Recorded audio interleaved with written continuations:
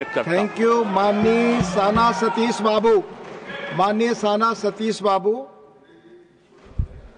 Thank you, Vice Chairman, sir. Yes, you will speak in Telugu, please. Thank you, Vice Chairman, sir. I will speak in Telugu. This subject is connected to my constituency, Kakinada. ఈ రోజు వందే మాతరం గీతానికి 150 సంవత్సరాలు పూర్తయిన సందర్భంలో ఈ ప్రత్యేకమైన చర్చలో పాల్గొనడం నా అదృష్టంగా భావిస్తున్నాను. ఈ వందే మాతరం గీతాన్ని బకింగ్హామ్ చటర్జీ రచించారు. ఆయన ఈ గీతాన్ని ఏ మతానికి ప్రాతిపదించలేదు. పదార్థంలో ఉన్న భారతదేశానికి ఒక ఆత్మ ఇచ్చారు. ఈ వందే మాతర గీతం మాతృభూమిని తల్లిగా చూసే భారతీయ భావనకు ఇది ప్రతీక. వైస్ చైర్మన్ సార్, ఇక్కడ ఒక ప్రత్యేక విషయం చెప్పాలి.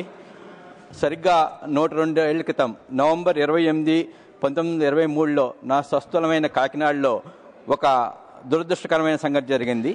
అక్కడ భారతీయ జాతీయ కాంగ్రెస్ వారు ఏఐసిసి సమావేశాలను పెట్టడం జరిగింది. అక్కడ ఆ సమావేశంలో వందే మాతరం గీతాన్ని బహిష్కరించాలని చెప్పేసి అప్పటి భారతీయ జాతీయ కాంగ్రెస్ అధ్యక్షుడు మౌలానా మహమ్మద్ అలీ జవహర్ ఆ సభ నుండి వాకౌట్ చేశారు.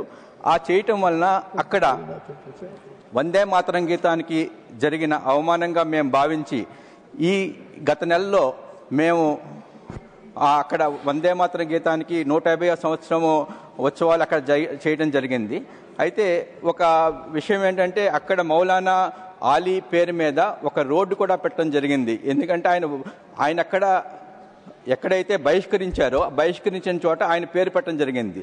గత నెల నవంబర్ 7న నా తోటి సభ్యులు రాధామోహన్ దాస్ గారు, మన భారతీయ జనతా పార్టీ అధ్యక్షుడు మాధవ్ గారు, మా చంద్రబాబు నాయుడు గారి ఇచ్చిన పిలుపు మేరకు మేము వందే మాతరం ఉత్సవాలు రాష్ట్ర ప్రభుత్వం మొత్తం చేస్తుండగా దాంట్లో అక్కడికి వెళ్ళి ఆ పేరుని మౌలానా ఆలీ వీధి పేరుని మార్చి దాన్ని వందే మాతరం మార్గంగా మార్చడం జరిగింది. ఇది నాకు వచ్చిన అదృష్టంగా నేను భావిస్తున్నాను. ఇది కేవలం రోడ్డు పేరు మార్పు మాత్రమే కాదు, ఇది భారత జాతీయ చైతన్యానికి ఇచ్చిన గౌరవంగా నేను భావిస్తున్నాను. అయ్యా, ఈ నా స్వస్థలం కాకినాడ నుంచి దేశానికి వెళ్లే సందేశం ఏంటంటే చరిత్ర మనల్ని విడగొట్టకూడదు, చరిత్ర మనల్ని కలపాలి.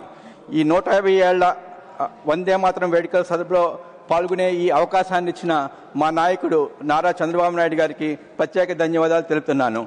వందే మాతరం, భారత్ మాతాకి జై.